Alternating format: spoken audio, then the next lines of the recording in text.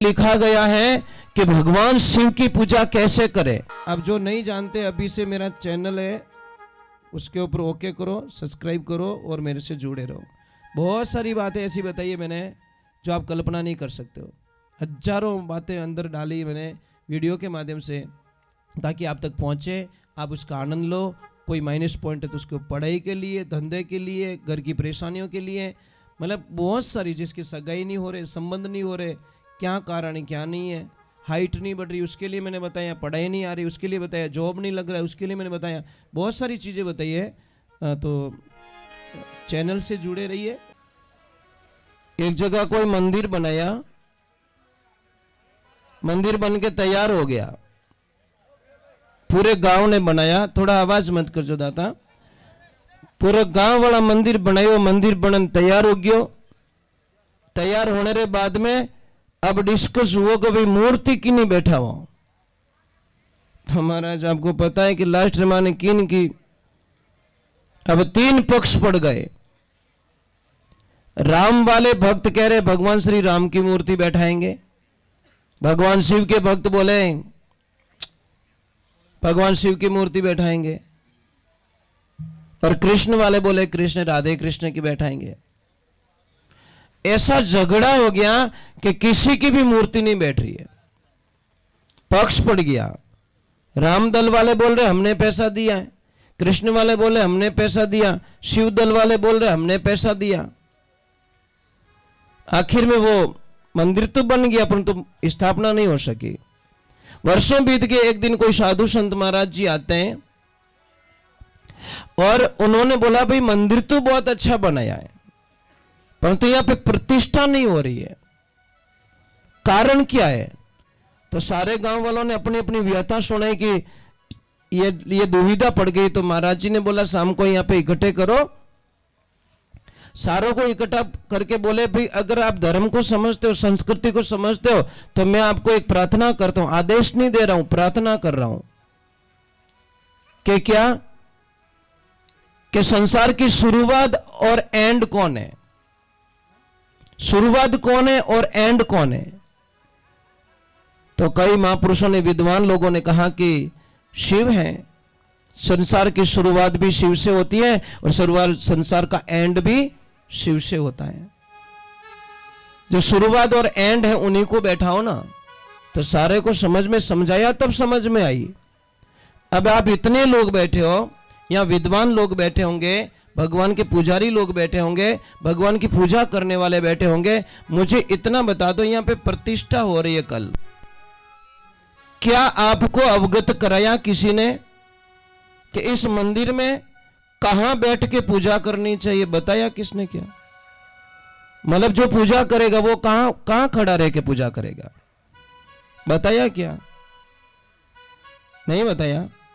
ये सबसे बड़ी भूल है। प्रतिष्ठा से पहले ये डिसाइड तो हो जाना चाहिए भाई, बारात ले जाने से पहले डिसाइड तो होना है ससुराल कहां है, कि फलाना गांव में ले जाओ, देखो जिन्हें पकड़ लिया फिर रखा जाओ। ऐसा होता है क्या? अब मंदिर के बहुत करोड़ों रुपए का खर्चा कर रहे हो और ये भी आपको पता नहीं चल रहा है कि हम कहां बैठ के, गलत जगह बैठ के पूजा कर दी तो आपको रिजल्ट गलत मिलेगा। सीधा हिसाब है। शिव पुराण में स्पष्ट रूप से लिखा गया है कि भगवान शिव की पूजा कैसे करें, कहां बैठ के करें, हमारा मुंह किधर होना चाहिए, पूजा करते वक्त हमारा हम कौन सी साइड में देखें तो पूजा हमारी फलित होती है, नहीं तो विनाश होता है।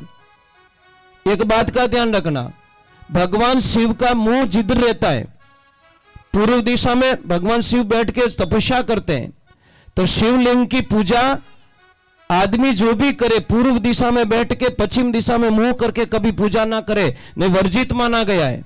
अगर किसी को प्रमाण चाहिए तो मैं दे देता हूं, अभी दे देता हूं। दूसरे नंबर, जब भी भगवान शिव की पूजा करो तो उत्तर दिशा में बैठ के दक्षिण मुंह करके पूजा नहीं करनी चाहिए, क्योंकि उत्तर दिशा में आद्य भवानी शक्ति मां पार्वती जी विराजमान है। तो दुविधा हो गई, कहां बैठे?